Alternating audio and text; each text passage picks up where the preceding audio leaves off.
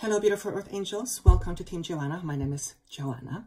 If you are new to me, if you are new to this channel, thank you for joining. I hope you like what you hear. I hope you can get something out of it. My intention is to essentially help and empower you. And to do that, I tune into a whole bunch of higher vibrating beings in order to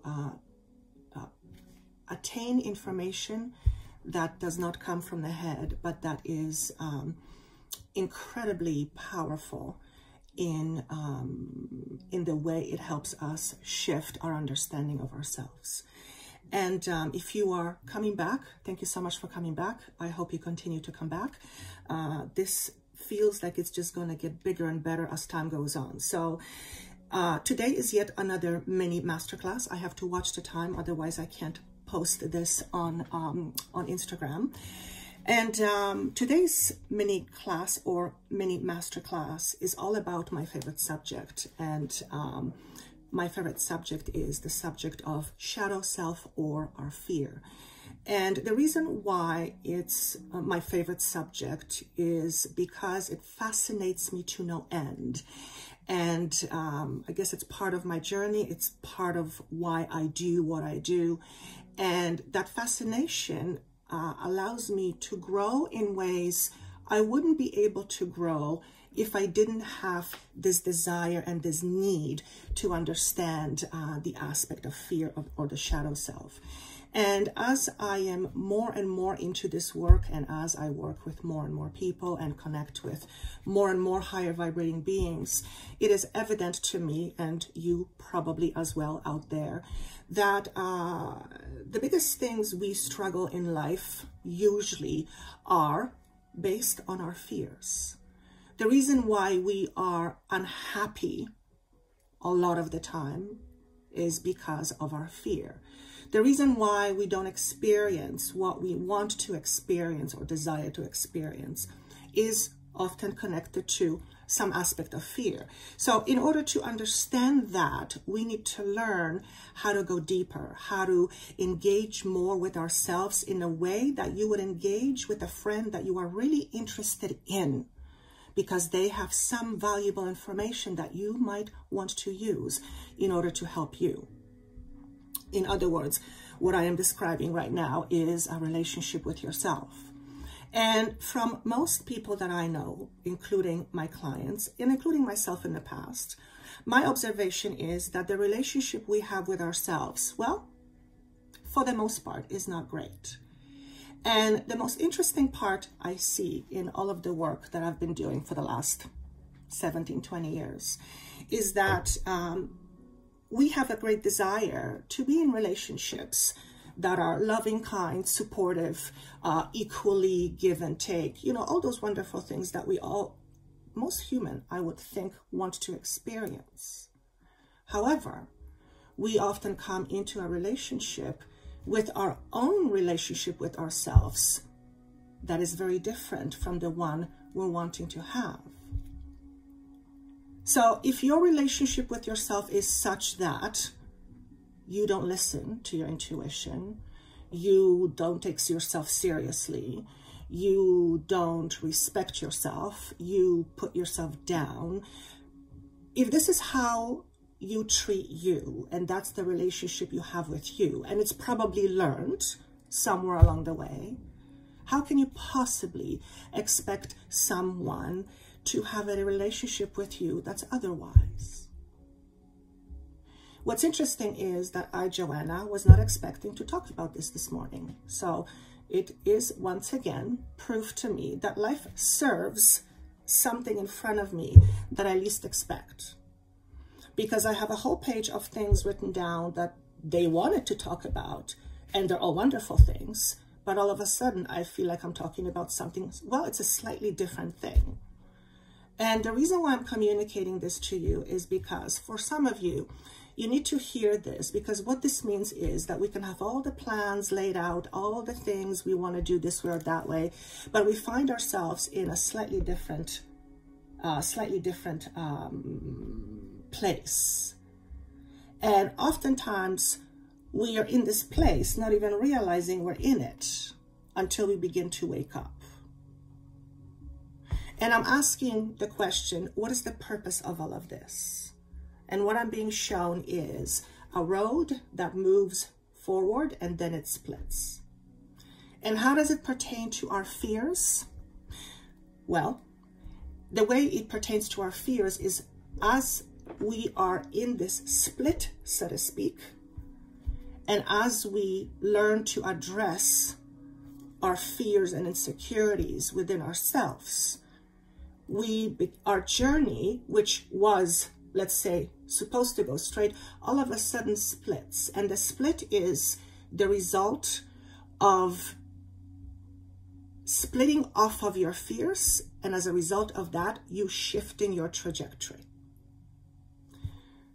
I'm asking if this is going to make sense to you, and I'm being told for most of you will.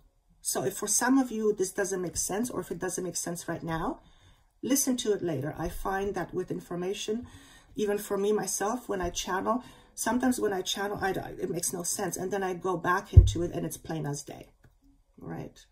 So let's talk about my favorite subject, which is fear. Why is it important to talk about it now? Well, I don't think it's now. I think it's always been important, but I feel it has not been as important as it is right now. And that's why, and that's because the trajectory in which we are heading, or the direction in which we are heading, if you are listening to this, is a trajectory that excludes most of our fears. Which means if we are moving forward and we are going wherever we are supposed to be going, that space, that place, whatever that is, including your desire, is a space where your fears are not as potent or not as present. Which means that when the fear is not as potent or as present, we get to experience much more in life than what currently is. And that's because fear, of course, can be very limiting.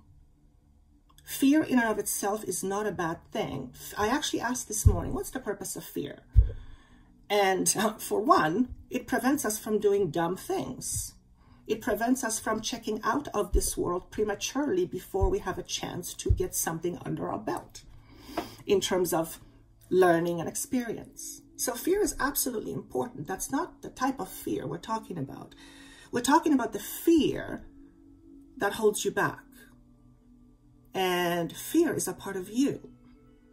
So we're talking about you holding yourself back.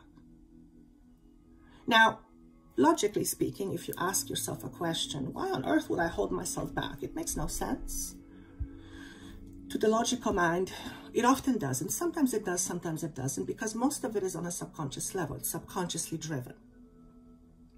However, we are in a space, energetically speaking, where things that were previously not visible before can and will become extremely visible right now and going forward. In other words, our ability to hide from our fears is not going to be as great as it was, which tells me, Joanna, that basically what we are here to do is we are here to learn to face our fears. Now, we're not being asked to take away a fear of us being afraid of being killed. I personally don't want to take that fear away. It serves me perfectly well. It prevents me from doing dumb shit. Excuse my French. However, if you have a fear that prevents you from trying something that you really wanted to try most of your life, but for some reason you say no because of some learned fear, then that means that you are not being your full potential. And you and I are not here to hold ourselves back. We are here to experience all that we could possibly experience, right? in, well, the most unlimited ways that we can, including having physical limited bodies. One of the fears that came up in this energy is a fear of disappointment. And let me back up for a moment. During this time, it is very important, or it would be very important and advisable to become in tune with what your greatest fear is. Again, I'm not talking about your fear of being hit by a car. No, not that. That's a very legitimate survival fear. I don't want you to be not afraid of that. Don't panic about it. Just be smart. No, I'm talking about a fear, for example, of disappointment. And apparently, apologies, phone call came in. So apparently many of you have a fear of disappointment.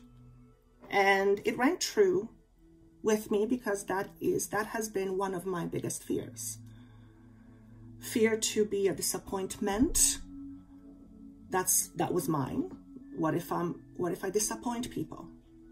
Fear of, you may have a fear of being disappointed, the fear of feeling disappointment. You may have a fear of that. You may have a fear of someone disappointing you. Whatever it is, if you're listening to this, chances are quite high on some level you have a fear around disappointment. Perhaps the disappointment is about you being a disappointment. And if that's the case for you, that's a learned fear. It's something you've learned.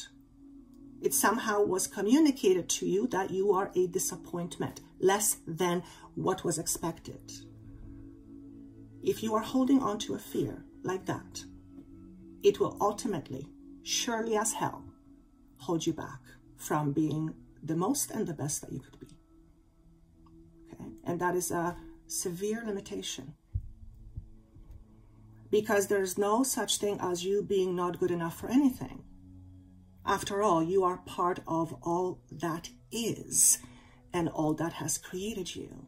You are part of it. So if you believe in some greater power other than you and flesh and bones, then you are part of it. You are part of it. So, what is your learned fear that ultimately holds you back? And we can get to understand ourselves on that level through some sort of spiritual practices. If there was ever any time to connect with your spirit, with your soul, which means communicate like a relationship would need to communicate, then that now would be one of those times. All right, my loves, this is how I'm going to leave it. Thank you so much for watching this. If you would like me to help you with your fears, that's my addiction of choice. Not addicted to fear, but I love working with fear. I just absolutely love it. So if you would like me to help you with your fear or to help you identify your deeper fears, you can reach me at joannathehealer.com, or there's a book button somewhere where you can connect with me. Until then, I look forward to seeing you again. Take care.